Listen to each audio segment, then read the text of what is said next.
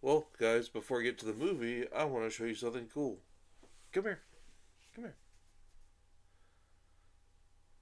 Before we get to the movie, look what we got. Oh, he's shy. Maybe I'll try to get him during the review. We got a new cat. It's a Maine Coon. Um, his name is Ozzy, and he's really pretty. He looks like a creamsicle. But he's being there. He is. There he is. Come here. See, that's Ozzy. It's Ozzy. Okay, go play. Go play, baby. Go play. Okay, I didn't expect to do a review today, like one of these unscripted ones I do. What? I know. He feels the same way about this movie like I do. Um, but I was my mom and I were looking to watch something. We were gonna watch The Unholy, that movie from '88, because I have a tape of that. I was gonna do a review of it, but I found out that they finally released Mutilator 2,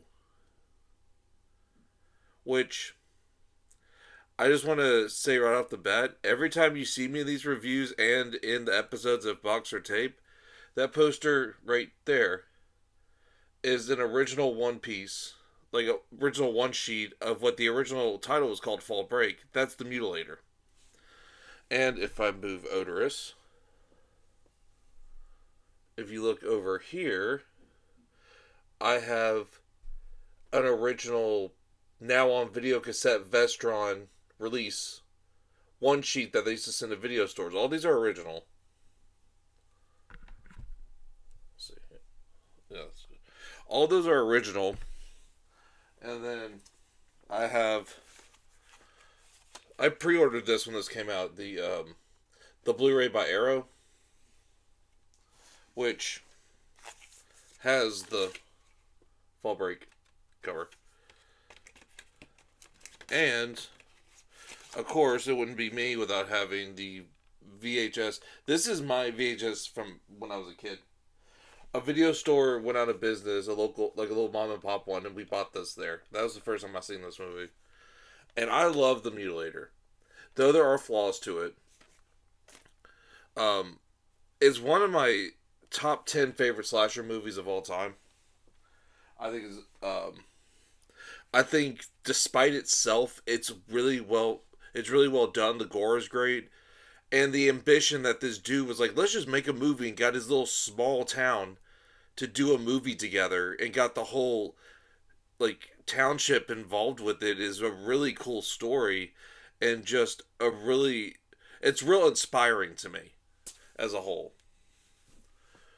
But then for years they said they were going to make a sequel, like Buddy Cooper was coming back to write and direct, and that they were going to do a sequel to The Mutilator.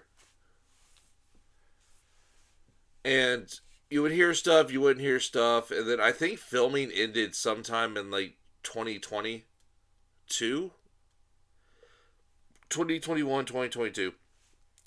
And the last I heard of it, they were looking for a distributor, which, you know,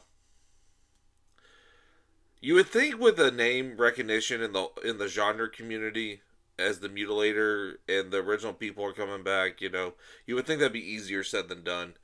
But today, searching for the Unholy, they didn't have that, but they recommended me the Mutilator too, and I was like, oh shit, I didn't even know that was out. I didn't hear anything about that. So I was excited. Expectations low, but I went in with an open mind. And goddamn it, this movie did not piss me off. It well, okay, the movie is about uh these filmmakers that are remaking the Mutilator.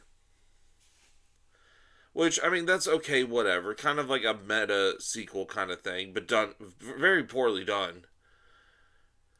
And then, like, you spend about 15 minutes there, and then the rest of the movie is the rap party for the movie that we never seen, that we didn't see clips of. We saw one scene reenacted, which was the famous scene with like Sue's death, where she gets the hook up herself, and we see that reenacted, but there's no special effects or anything. It's just like a person grabbing the hook off the wall and doing that. It's not really anything to write home about. Now, a positive thing, some positives I can say about this movie. One, the balls that the director came back, and that he was also the writer and producer too. He also cameos in the movie, but more on that later. Um, the the fact that he came back like 40 years later to make a sequel, like that's ballsy. That's really ballsy, and I think that's really cool. And I think also, which I don't know any about the behind the scenes, but a lot of these people on like IMDb when I was looking really haven't done anything else. So again, I think he went to a local acting theater or acting school and got some kids in there just to kind of give them their first break, which that's commendable. That's cool. The special effects for what they are, they're good. I mean, that's the highlight, but I'll get to why it just sits with me wrong. Um, so those are some good aspects about the movie, but and also it had some cameos from like the guy who played Ralph was in it. You know, the jokey guy. Like, there's that scene where like she's like, once you go look for him, come back to bed. And he's about to have sex, and it's like a sped up little jokey scene. And then the woman that plays Pam, which was the survivor girl, the the surviving girl with the with the son of the dad, and funny enough, they got Terry Kaiser in this, which I was like, what the fuck? Where did Terry Kaiser needs money that bad? Like, I love the guy. Tammy and the T Rex, Friday 7. Love the guy. But it's just weird he's in this. I don't know who he owes, but he's doing a favor for somebody. So that was cool to kind of see them. And then, like I said earlier, Buddy Cooper does have a cameo in it as himself, but he's kind of it's whatever. It's a little cameo. But here's damn, dude. Oh, watch out for these. Um, here's the issue. I think the okay. Before I say this, the plot of the original is not creative. It's when I said earlier, in spite of itself, it's a great slasher movie because of really likable characters, and that it's such a small, compact setting that you really get time to invest yourself in these characters and you have a lot of fun with them because they are fun, like lovable guys, like a fun, lovable crew. Hey, stop that. But this one, I think, should have been more of a smaller film than what you give us. Because, like I said earlier, most of the film is taking place during the the rap party, and people start going off, veering off from the party and get killed. And they up the body count, which you should in a sequel, but just I'm sorry, but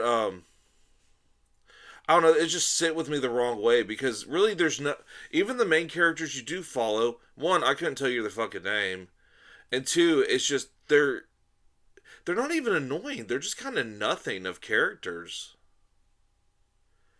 Like they're really just nothing, and then they try to do some forced comedy bits, and it just runs flat. Or the comedy bits in the first one seemed more natural. This seems kind of forced because the first one is known for having comedic moments. And it's just this this movie is just a big disappointment for me.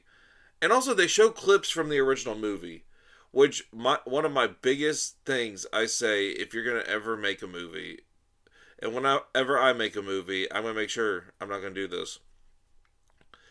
Don't put a better movie inside your shitty movie. Don't advertise with posters or references better movies inside your movie. Because all people are going to do when they see that is like, oh, I should be watching that right now. You know what I'm saying? Like, it's just, it's a setup for comparison that you may not want. Hey, what? You want to come here? Come on. And no, you can't. You can't get up there. You can't get up there. I'm recording. But yeah, it's just it was a very it was just a big disappointment, man. And like I said, the death scenes are good, but like there is some cool ones. There's this one where this woman gets a noose around her neck and she gets thrown off the pier or whatever. And instead of just breaking her neck, like her neck like stretches and rips. Like that was cool. Kind of like an homage to the hook going up the woman in the first one. They had like this spear gun. I think it was. I think it was a spear gun. It goes up a dude's ass and out his mouth, and he gets dragged into the ocean. And like again, there's some deaths in here that are good. It's just everything surrounding it. Like the mutilator was not just the death scenes. Now, was that a big part of it? Yes. Because if the death scenes weren't so crazy and elaborate, then there would be nothing to talk about with that movie. Yeah, maybe some likable characters, but forgettable. The death scenes made it memorable. This one doesn't have that going for it. And for something that is an hour and 21 minutes long, I thought I was there for 3 hours. It felt every little second of its runtime. And then you have this annoying douchebag that's like some horror website vlogger. Which, okay, this is a point I wanted to make. Buddy Cooper wrote this. He is sucking his own dick so hard with this character, this horror vlogger person, that it's almost just like, okay, we get it. We get it. Like, you're the best, I get it. And it's just, oh my god, it was, I don't even have words for it. It was just gross. Like, yeah, you're, okay, the Mutilator, obviously, I have a huge fascination with the Mutilator. I love the Mutilator. So don't take this out of context when I say this, but your movie is not something on the lines of Friday the 13th or Halloween. Well, I think it's better than most of the Halloween movies. Probably all of them but the first one and the third one. But, like, you know, you're, or let's do a better comparison, just a one-off movie, which now this isn't a one-off, but let's just say one-offs. You're not the Prowler, you're not Maniac, you're not the Burning. um you are a huge hit on the VHS home video market, which is very small. A lot of people still don't know about the Mutilator to this day. If anything, more people remember the Vestron um, cover because that's so iconic for stuff from the 80s, like slasher films from the 80s. That's so iconic. So he just put himself on such a pedestal, and I'm like, for what reason? It was just gross, and I don't know if he was just being tongue in cheek with it, which I really hope he was. But like, I don't know, man. It just rubbed me the wrong way. And this meta kind of thing, I don't know, man. This movie really just rubbed me the wrong way. And I'm surprised that out of every fucking movie that I've reviewed on this, this pissed me off worse than like The Strangers Chapter 2. This pissed me off worse than Milo, because maybe because I have a hard attachment to the original movie, that this one really just shit in my mouth. I don't know. So I mean, if you're curious, it's on Tubi. I mean, I'm lucky I didn't pay for it. Um, I could have gone without seeing it, but you know, it just really I didn't have the best day, and then I thought like, hey, this would be cool to watch. Maybe it would be fun. Like I said, a couple gore scenes are cool. Terry Kaiser's in it. He's being goofy in it. It was cool seeing some of the original cast back, but overall, it was a very tedious,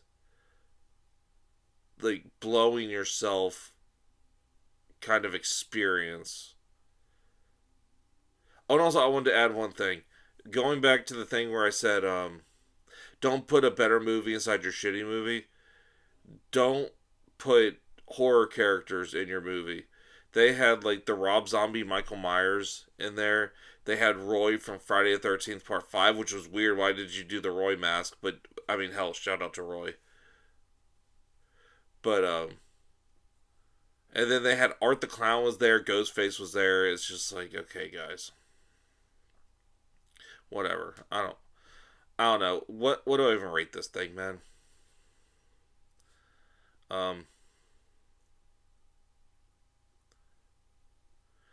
in the in the words of Joe Hodgson from Pod People, it stinks. Yeah, it sucks. Uh, do something better with your time. Watch. I think the original Mutilator is on Tubi. Just watch that. It's fucking fantastic. All right, so what's going on with me? I'm working on a new episode of Boxer Tape. Jake is actually coming.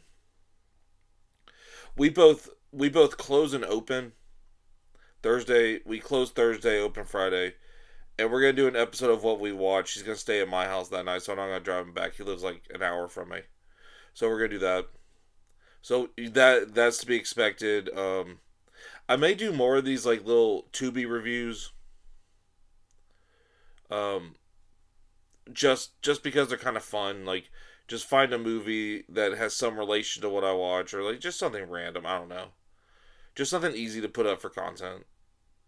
But anyway, guys, hope you're doing good and stay away from this movie. Stay away from it. Just watch the original one. All right, bye.